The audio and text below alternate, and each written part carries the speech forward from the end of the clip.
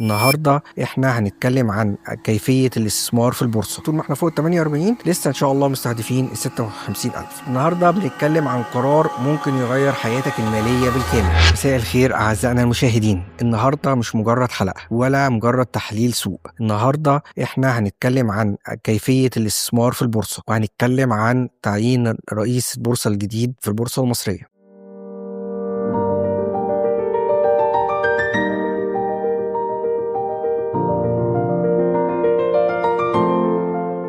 يلا بينا نعرض مع بعض مؤشرات البورصة المصرية. هنتكلم الأول كالعادة على EGX 30. لو بصينا على تشارت البورصة المصرية EGX 30 هنلاقي إن احنا مفيش جديد حصل خلال الفترة اللي فاتت، غير اللي احنا زي ما احنا قلنا إن احنا متوقعين إن هو كان يكمل صعود. وصل لمستوى مقاومة عند 52,820. لازلنا مستهدفين مستوى ال 56,000 طول ما احنا فوق ال 48. يبقى المؤشر بتاعنا إيجابي، وطول ما احنا فوق ال 48 لسه إن شاء الله مستهدفين ال 56,000.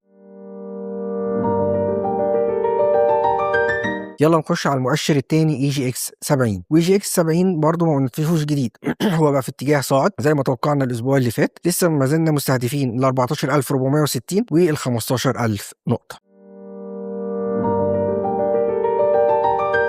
ونخش بعد كده يلا بينا على فقرة اختيار الجمهور. الفقرة دي اللي احنا بنحلل دايما زي ما انتم عارفين الاسهم اللي انتم بتختاروها بنفسكم. النهارده هنتكلم عن سهم جديد وهو سهم بلتون. هنلاقي ان سهم بلتون سهم ماشي بالعرض من مستوى 3 جنيه 65 قرش ولغايه تحت مستوى 2 جنيه 65 قرش من شهر 10 2023. يعني ماشيين بالعرض بقالنا داخلين مثلا ما لا يقل عن سنتين. كسر مستوى ال 3 جنيه 65 هنلاقي فيه صعود هيحصل قوي جدا وعنيف جدا لمستوى ال 4 جنيه ونص ثم ال 5 جنيه ونص. يبقى انا دلوقتي سهم بلتون انا ما اقدرش اشتريه دلوقتي الا لما يكسر ال 3.65. يبقى انا عارف ان انا مستهدف الارقام ديت، واللي معاه السهم يحتفظ بيه مع وضع وقف خساره تحت ال 2 جنيه و60 قرش. السهم التاني اللي هنتكلم عليه وكنا اتكلمنا عليه الاسبوع اللي فات هو شركه سباير. ناس كتيره رجعت برضو بعتت لنا وسالت لنا عليه وكانت برضو عايزه تعرف اكتر. احنا برضو قلنا الاسبوع اللي فات ان السهم ماشي بالعرض من شهر 8 سنه 2025 لغايه النهارده وبين مستوى ال 28 ومستوى ال 33. هنلاقي ان السهم في شهر 2 كسر الدعم عند مستوى ال 28 ورجع تاني طلع فوقيها، وشرحنا الحته دي المره اللي فاتت باللون الاحمر وقلنا ان اي حاجه بتكسر لتحت كام حاجه ماشيه باتجاه عرضي في حته كبيره وتكسر لتحت وترجع تطلع فوقيها ده بتبقى اسمها فولس بريك او كسره وهميه سواء فوق او تحت. وقلنا ان السهم ايجابي على المدى القصير، مستهدفين قلنا ال 30 قرش ثم ال 33 قرش طول ما احنا فوق مستوى ال 28 قرش. هنيجي على السهم الثالث بتاعنا وهو سهم القناة للتوكيلات الملحية. هنلاقي ان السهم ماشي بالعرض بس مع اتجاه هابط على المدى القصير. يعني ايه اتجاه هابط على المدى القصير؟ يعني بقينا نعمل قمة اقل من قمة وقاع اقل من قاع. هنا متوقعين ان السهم ماشي بالعرض في الحته دي بين مستوى ال 26 جنيه تحت وعندنا فوق المستوى المقاومه الرئيسيه عند 37 جنيه و84 قرش. اللي معاه السهم ممكن على المدى القصير يحط وقف خساره على 29 جنيه و90 قرش. ده لو اتكسر لتحت هنشوف مستوى 26 جنيه و70 قرش.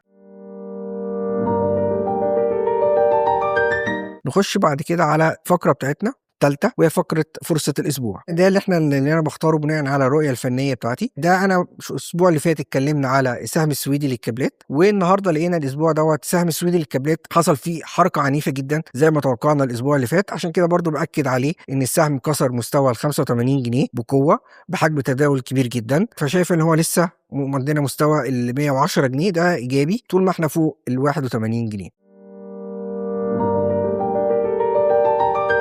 هنيجي بقى للفقرة الأهم عندنا وهي فقرة القصة بتاعتنا. النهاردة احنا مش هنتكلم عن البورصة بس، النهاردة بنتكلم عن قرار ممكن يغير حياتك المالية بالكامل. ناس كتير قوي فاكرة ان البورصة لعبة على الكبار او محتاجة ملايين او انت لازم تبقى خبير اقتصادي عشان تخشها، لكن الحقيقة ان اي حد ممكن يبدأ حتى لو معاه مبلغ بسيط جدا. السؤال بقى تبدأ صح ولا تخسر من اول خطوة؟ وده اللي هنفهمه مع بعض النهاردة خطوة بخطوة. اولا يعني ايه بورصة؟ البورصة ببساطة هو مكان سوق بيتم فيه عمليات شراء وبيع أسهم الشركات. يعني أنت بدل ما تشتري منتج من شركة بتشتري جزء من الشركة نفسها. الشركة بتكسب أنت بتكسب، الشركة بتوزع أرباح أنت بتاخد نصيبك من الأرباح، الشركة بتكبر سعر السهم بيطلع.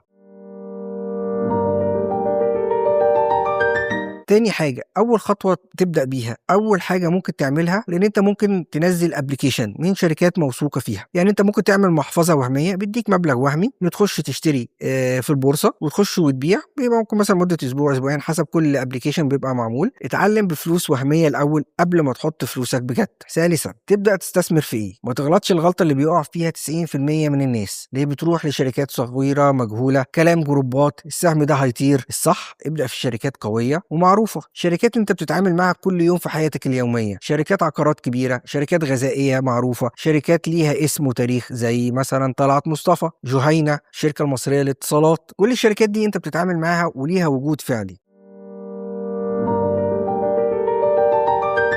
رابع حاجة، قبل ما تشتري ما تشتريش سهم عشان اسمه بس، افهم قبل ما تشتري. لازم تبص على القوائم المالية، أرباح الشركات، هل بتكسب ولا بتخسر، هل عندها نمو ولا ثابت. خامسا، استثمر في الشركات اللي دايما بتديك أرباح، في شركات بتديك فلوس بشكل دوري اسمها كوبونات، يعني بتشتري السهم تستنى التوزيع، بتاخد فلوس وانت قاعد. دي أفضل بداية لأي مبتدئ. سادسا، ما تحطش كل فلوسك في سلة واحدة، ده أهم مبدأ في الاستثمار التنويع. يعني تعمل إيه؟ يعني تحط جزء في سهم، جزء في صناديق، جزء في استثمار، جزء في دخل ثابت. سابعا، ممكن تحط جزء في صناديق الاستثمار او اسمها الامان النسبي لو مش عاوز مخاطره كبيره، زي صناديق الاستثمار، صناديق الادخار، عائد يومي ثابت. دي بتبقى اقل مخاطره، اداره محترفه مناسبه للمبتدئين. ثامنا، بعد ما تتعلم ابدأ تزود المخاطر تدريجيا. يعني بعد ما تفهم السوق اختار من 3 ل5 شركات بس، ما تشتتش نفسك، ابدأ تدخل في فرصة أعلى لكن بحساب. أخطر 3 غلطات ممكن تبعد عنهم: تخش بفلوسك مرة واحدة، ما تمشيش ورا كلام الناس، تخاف وتبيع وقت الهبوط. البورصة مش مؤامرة، البورصة علم زائد صبر زائد إدارة فلوس صح. ابدأ صغير، اتعلم صح، اكبر واحدة واحدة، وافتكر دايما مش مهم تكسب بسرعة، المهم تكسب باستمرار، واللي فاهم السوق هو اللي بيكسب.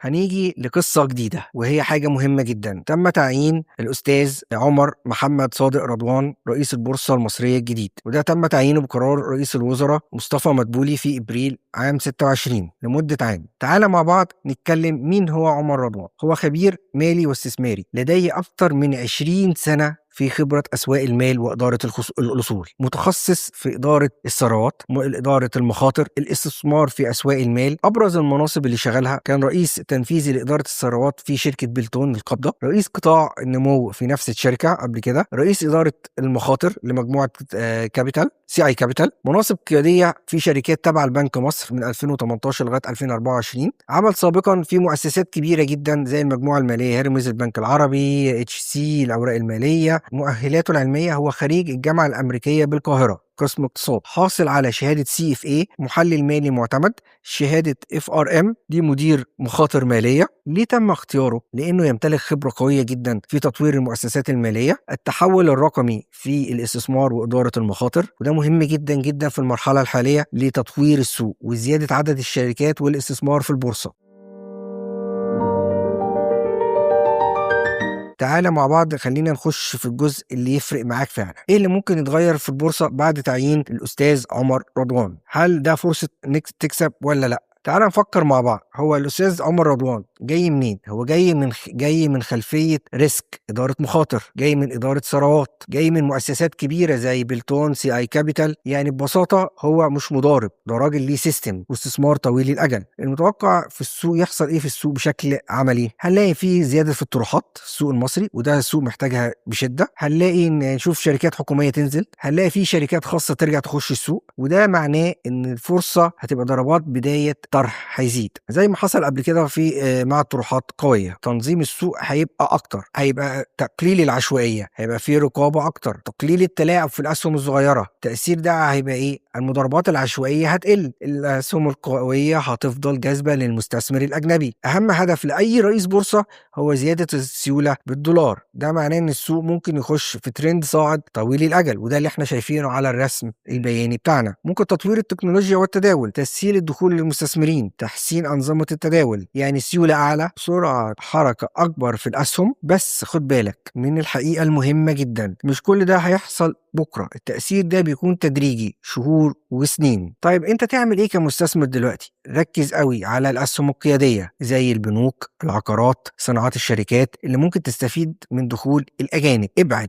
عن الأسهم اللي شغالة على شائعات، على المضاربات السريعة بدون تحليل. الخلاصة الذكية: تعيين زي ده معناه إن السوق داخل على مرحلة تنظيم، مش عشوائية ولا مضاربات. يعني بالمختصر المفيد، لازم إن أنت كمستثمر في البورصة المصرية لازم تبقى عارف أنت هتشتري إيه، هتبيع إيه، لازم تبقى أنت فاهم تقرأ في الميزانيات، لازم تركز على الأسهم القيادية والأسهم المهمة. أما قرار الشراء أو البيع فهو راجع ليك كمستثمر. شكرا لكم، ويا رب يكون فدناكم النهاردة في حاجة كويسة جدا في برنامج بورصة وقصة، ومع بعض في حلقة قادمة إن شاء الله.